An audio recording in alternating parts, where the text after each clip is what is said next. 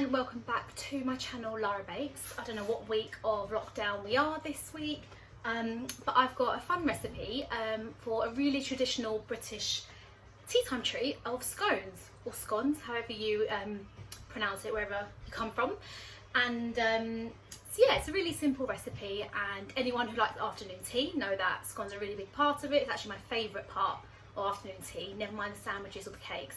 Just gonna be the scones with the clotted cream and jam, and I'm a happy bunny.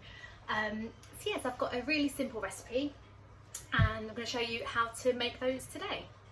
As always, I'm going to list the ingredients in the information box below, and I'm going to show you what ingredients you need to make some very delicious simple scones.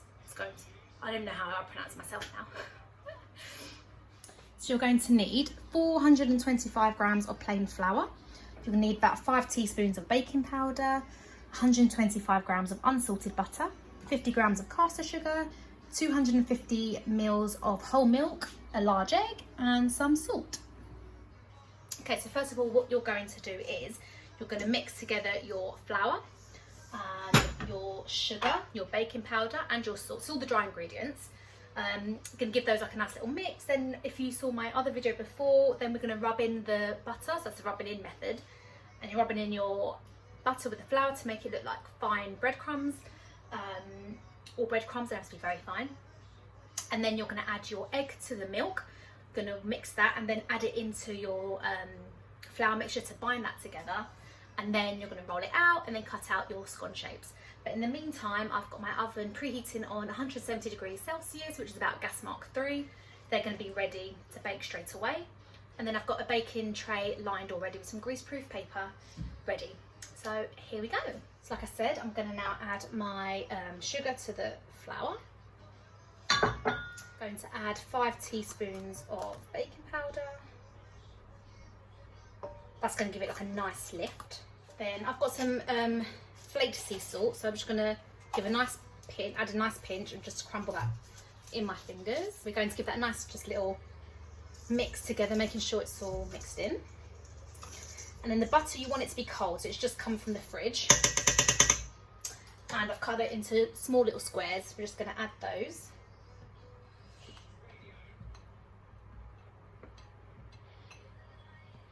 And then again, when you're rubbing in, you just want to use your fingertips. That's the coldest part of your hand. This bit does take a little bit of time, but relax. Be patient with it. As I previously mentioned in a previous video, this is my least favourite thing to do, rubbing in.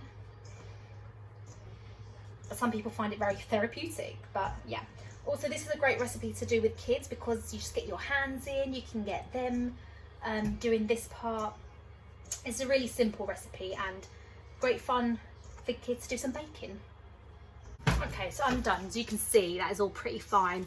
You might see some larger lumps of butter in there, but that's fine. It doesn't have to be perfectly mixed. What you're going to do next is add the egg to your milk. Whoop. Just got egg splattered on me. And then you're going to give that a nice little mix.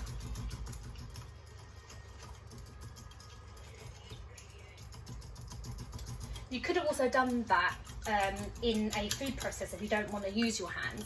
You just want to pulse it all until it has that texture.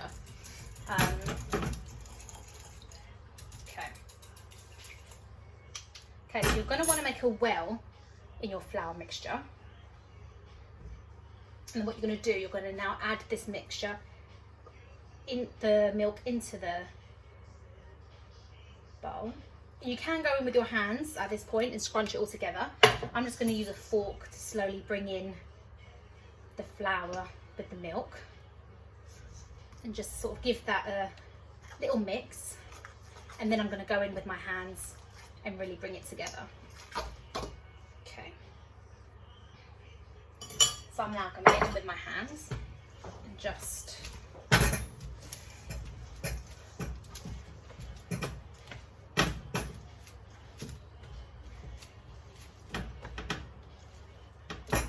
if your mixture is a bit too wet, because obviously we're going to want to roll this out, I would just add a bit more flour at this stage.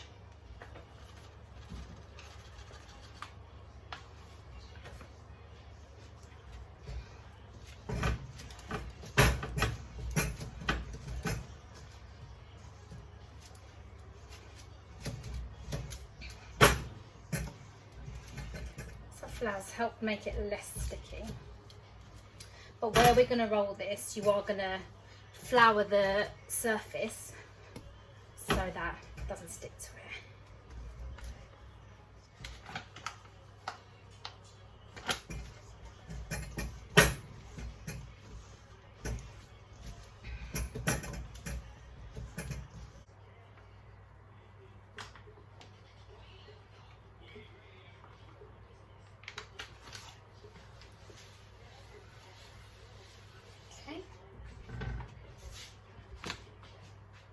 Going to empty that mixture onto the flour.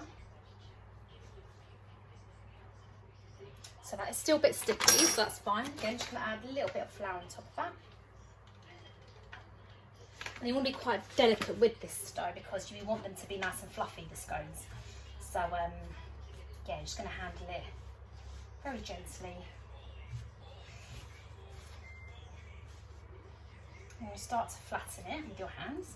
This is no longer sticking to my hands, which is what we want. And then you're going to get a rolling pin. And again, you're going to flour your rolling pin. So again, it doesn't stick.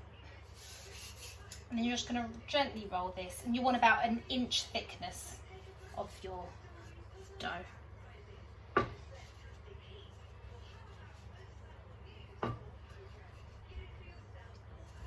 And if you saw the biscuit video from last week, you're going to re-roll any offcuts of this. So I've got my tray ready, and I'm just using a fluted little cutter just to cut them out.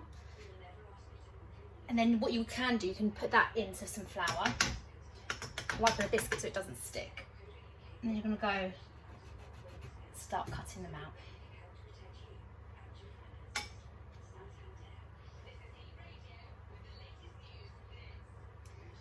And then you're going to grab it and put it onto your tin.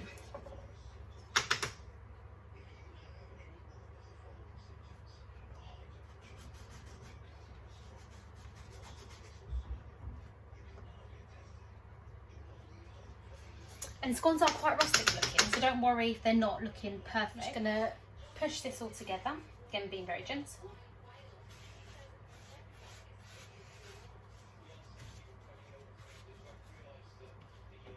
And you'll get your rolling pin. Again, you're going to flour it and then just roll again.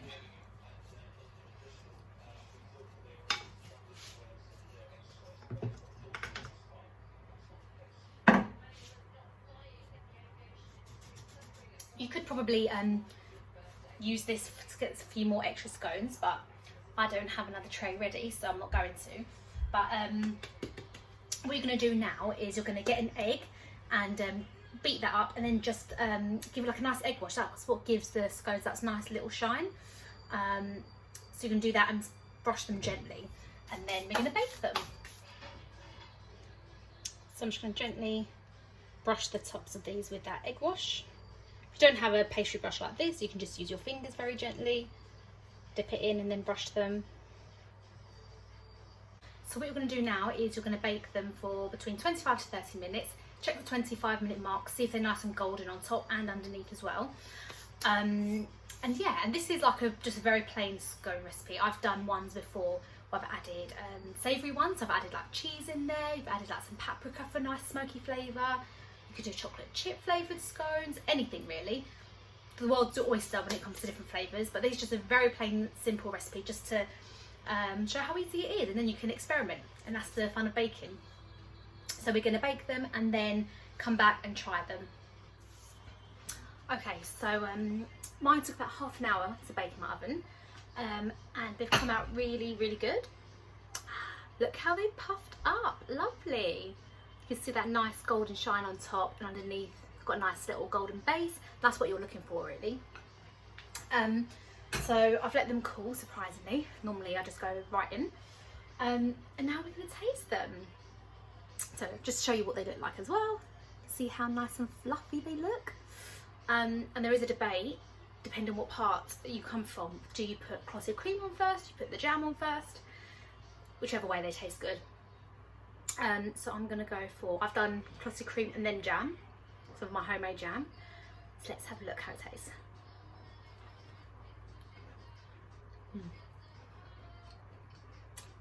That is so good. It's so fluffy. And the cream and the jam, oh. Definitely give these a go. They're great to bake with kids or just on your own, and they're such a nice indulgent treat. Been the hottest day of the year so far. I had to put my hair up so I couldn't wear an apron today. If I can bake in this heat, anybody can. Yeah, I hope you enjoyed this, and I hope you enjoy making them. And yeah, happy baking.